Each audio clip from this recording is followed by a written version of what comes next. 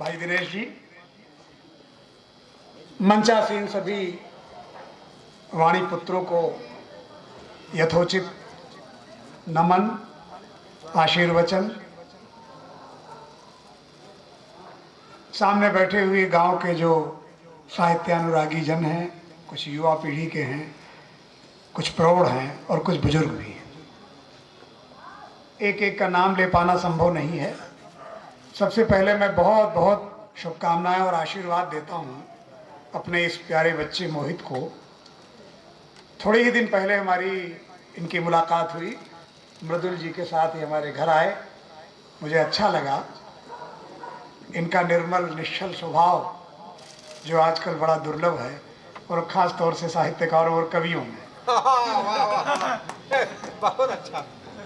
आप सबके बल पर, विश्वास पर इस बच्चे ने इस गांव में साहित्य की एक मशाल जलाई है, और ये मशाल कहां कहां तक रोशनी पहुंचाएगी, इनमें हम लोग तो शायद न देख सकें, पर ये नई पीढ़ी अवश्य देखेगी और याद रखेगी कि हम लोगों ने इस मंच से, माँ भारती के इन पुत्रों ने इस मंच से इस बेटे को जो आशीर्वाद दिया वो कितना फलीभूत हुआ है। हमारे प्रमुख जी थे, उनका आशीर्वाद मिला हम सबको, बच्चों को, आप सबको, प्रधान जी, उनके सबके हम आभारी हैं। मित्रों, आजकल कवि सम्मेलनों की स्थिति बड़ी विचित्र हो गई है। बिल्कुल। अभी बताया था आपने कि निःशुल्क से लेकर 15 लाख तक की सीमा वाले कवि हैं। इतना बड़ा व्यापार शायद और कहीं होता हो, साहित्य में और भी क्षेत्रों में तो होता है। और आप देखते हैं, टीवी पर देखते होंगे, ऐसे भी सुना होगा आपने कि बड़े से बड़े कवि आते हैं और फूहड़ चुटकुले, अभद्र भाषा, संस्कार विहीन विचार परोसते हैं, और श्रोता भी ताली बजा बजा कर उनका स्वागत करते हैं। और वो उनकी अपनी मजबूरी है। पहले जो काम नौटंकियों में जोकर किया करते थे, आज साहित्यकार के नाम पर।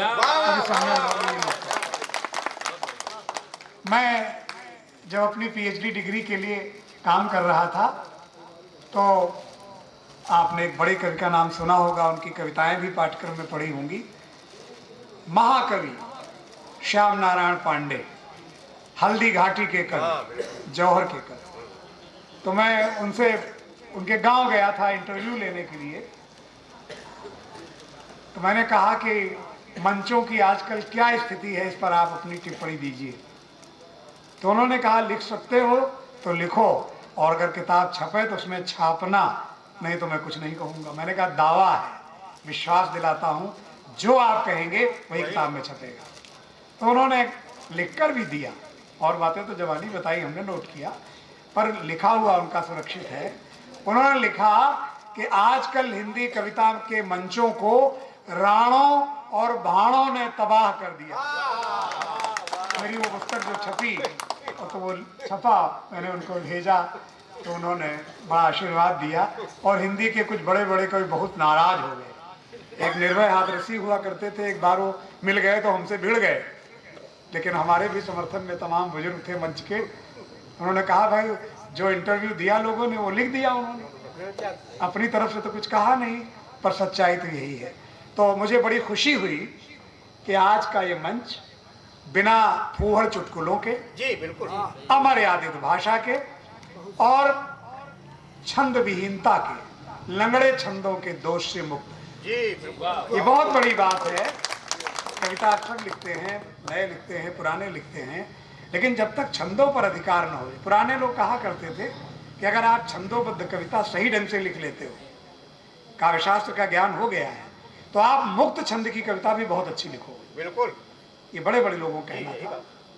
तो इसमें कोई दो राय नहीं। मुझे बड़ी खुशी हुई कि हमारा उन्नाव जनपद, जो साहित्य की धरती कहा जाता है, बड़े बड़े विद्वान कहते हैं उन्नाव में कविता की खेती होती है। कविता बोई जाती है, फसल तैयार होती है, काटी जाती है, खलियान होते हैं कविता के। तो ऐसी धरती में जन्म लेकर हम सब धन्य हैं। और ये नई पीढ़ी जो आज आपने सुना, इनमें बहुत अच्छे, हमारा ये बेटा बैठा है, देखिए हमारे ओज के, आपके मनोज जी, सन्नी, और उमाशंकर जी तो पुरानी पीढ़ी के जमे जमाए स्तंभ हैं, दिनेश जी। और इधर हमारे भाई पहली बार हमने सुना निर्मल जी को, और बड़ा अच्छा लगा अवधि और ख़ास तौर से अपने उन्नाव की या भैंसवाड़ी बोली पर जैसा उनका अधिकार है।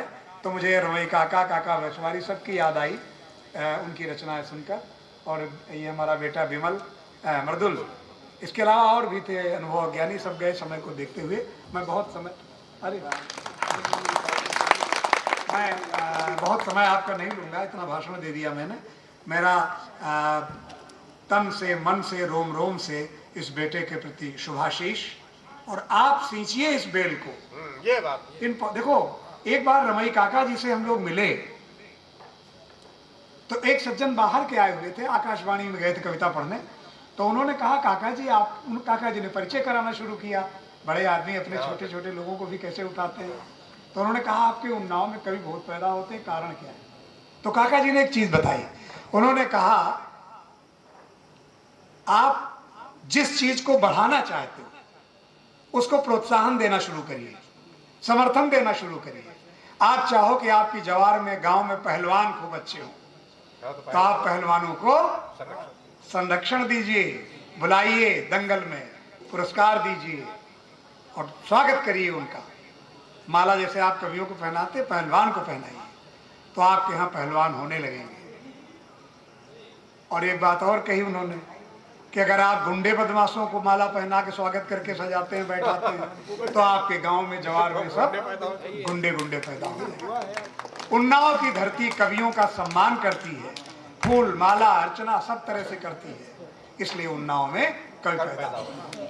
तो ये चीज गांठ बांध लेने की है कि आप। और एक बात और ध्यान रखें, बार बार सवाल उठता है कविता कब तक जिंदा रहेगी। बैलगाड़ियां चली गई, पुराने जमाने के औजार चले गए, ये चला गया, वो चला गया, तो कविता भी चली जाएगी। अब रोबोट आ गया, कंप्यूटर कविता लिखने लगा, तो शायद कविता चली जाएगी। लेकिन ऐसा नहीं है मित्रों।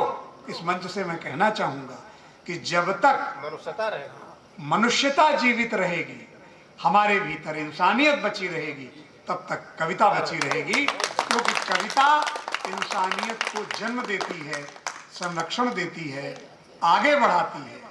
तो कविता से अगर आप जुड़े रहोगे तो आपके भीतर इंसानियत बची रहेगी। अभी देखा आपने हमारे शिव बालक राम ने सुना दिया, एक कुतिया बकरी के बच्चे को दूध पिलाती, कितनी बड़ी बात। और ये बात कवि ही देख सकता है, कवि ही उसको समझ सकता है, और कवि ही साहित्य में इसको दर्ज कर सकता है। तो मैं सबका बहुत बहुत आभार प्रकट करता हूँ। और गातेश्वर महादेव जी की इस धरती पर भतावा में आने का मुझे अवसर मिला। वैसे मेरी एक बुआ जी बहुत बचपन में उनके यहाँ आया करता था। अब पता नहीं वहाँ कौन है कौन नहीं, मुझे कुछ नहीं पता। यहीं आसपास पूरा मैं आता था, तो इधर से निकला हूँ मैं कई बार, बचपन बहुत छोटे। तो मित्रों, चूँकि कवि सम्मेलन का आपने अध्यक्ष बनाया, कभी तुकबंदी करने का हमें भी शौक था, तो मैं अपनी एक छंद में आपके सामने पढ़ूंगा। इसमें कुछ मुहावरे हैं, बस इसके बाद समापन। तो देखिए, ध्यान दीजिए, आज की स्थिति हमारे देश में क्या हो गई है कि होकर हताश भूखे सिंह घास खाने लगे।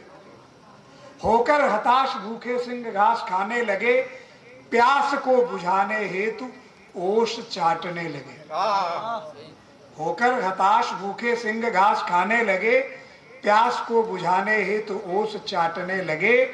ऐसे साहूकार अब राज करने लगे कि कोतवाल को ही कुल चोर डांटने लगे। ऐसे साहूकार अब राज करने लगे कि कोतवाल को ही कुल चोर डांटने लगे। ऐसी विपरीत गांव गांव गंग धारा बही, ऐसी विपरीत गांव गांव गंग धारा बही कि बंदर ही बिल्लियों को रोटी बांटने लगे।